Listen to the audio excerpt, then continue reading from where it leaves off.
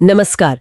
आज हम ट्रेडिंग की दुनिया के कुछ ऐसे संकेतों पर बात करने वाले हैं जिन पर अक्सर आम निवेशकों की नजर शायद नहीं जाती, लेकिन जो बड़े अनुभवी खिलाड़ी हैं वो इन्हीं के दम पर अपनी चाल चलते हैं। हमारे पास अज्ञात ट्रेडिंग संकेत, प्रोफेशनल्स के गुप्त रहस्य से कुछ अहम बिंदु हैं। आज का मकसद यही है कि इन संकेतों को समझें और ये देखें कि कैसे बड़े खिलाड़ी इनसे फायदा उठा लेते हैं, जबकि बहुत से रिटेल निवेशक शायद अनजान रह जाते हैं। बिल्कुल। और देखिए, ये संकेत इसलिए महत्वपूर्ण हैं क्योंकि ये सिर्फ चार्ट पर बनी लकीरें नहीं है। ये बाजार के अंदर क्या चल रहा है, खासकर स्मार्ट मनी मतलब जो बड़े जानकार निवेशक हैं उनके कदमों की तरफ इशारा करते हैं। ये वो जानकारी है जो आमतौर पर सतह पर नहीं दिखती, और इसे समझना यही शायद एक प्रोफेशनल और एक आम निवेशक के बीच बड़ा फर्क पैदा करता है। हाँ, ये फर्क बहुत जरूरी है समझना। तो चलिए इन छिपे हुए इशारों को एक एक करके देखते हैं। पहला जिक्र है वॉल्यूम विसंगति का। मैंने सुना है कि जब बाजार बिल्कुल सुस्त हो लेकिन किसी स्टॉक का वॉल्यूम अचानक बहुत बढ़ जाए तो ये खास होता है। हाँ, ये बहुत महत्वपूर्ण हो सकता है। आप सोचिए, मार्केट एकदम शांत है, कोई बड़ी खबर नहीं, और अचानक किसी एक स्टॉक में रोज के मुकाबले मान लीजिए 3-4 गुना ज्यादा ट्रेडिंग हो रही है। ये सिर्फ ऐसे ही नहीं होता, ये अक्सर इस बात का पक्का संकेत होता है कि पर्दे के पीछे कुछ बड़ा हो रहा है। शायद कोई बड़ा फंड या कोई बड़ा निवेशक चुपके से माल उठा रहा है या बेच रहा है। ये एक आने वाले बड़े मूव का, चाहे वो ऊपर की तरफ हो या नीचे, पहला इशारा हो सकता है, जिसे अनुभवी लोग पकड़ लेते हैं, जबकि आम निवेशक शायद इसे बस एक दिन का उतार चढ़ाव समझकर नजरअंदाज कर दें।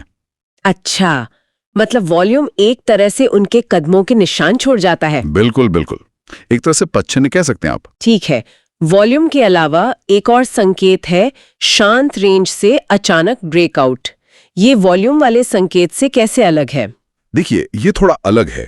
जब कोई स्टॉक काफी समय तक, मान लीजिए हफ्तों या महीनों तक, एक बहुत ही सीमित दायरे में घूमता रहता है, बिल्कुल सुस्त, और फिर अचानक एक दिन एक बड़ी सी कैंडल बनती है भारी वॉल्यूम के साथ, और वो उस पुरानी रेंज को तोड़ देती है, ऊपर या नीचे।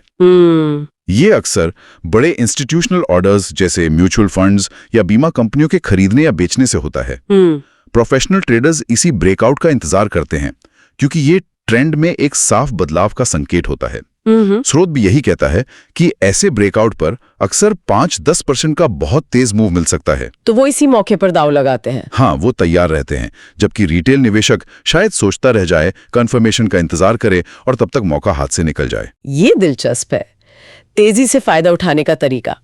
अब तीसरे संकेत पर आते हैं सापेक्ष ताकत, या जिसे रिलेटिव स्ट्रेंथ कहते हैं। मान लीजिए पूरा बाजार गिर रहा है, निफ्टी नीचे जा रहा है, लेकिन कोई एक खास स्टॉक है, वो या तो गिर ही नहीं रहा या शायद हल्का सा ऊपर जा रहा है। इसका क्या मतलब समझे? हाँ, ये उस स्टॉक की अंदरूनी मजबूती दिखाता है।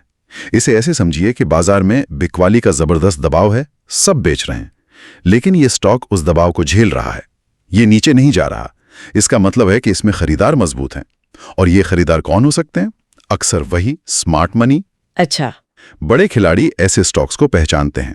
उनका मानना होता है कि जब बाजार का रुख पलटेगा, जब माहौल सुधरेगा, तो यही स्टॉक्स सबसे पहले और सबसे तेजी से भागेंगे। ये अगली रैली के लीडर बन सकते हैं।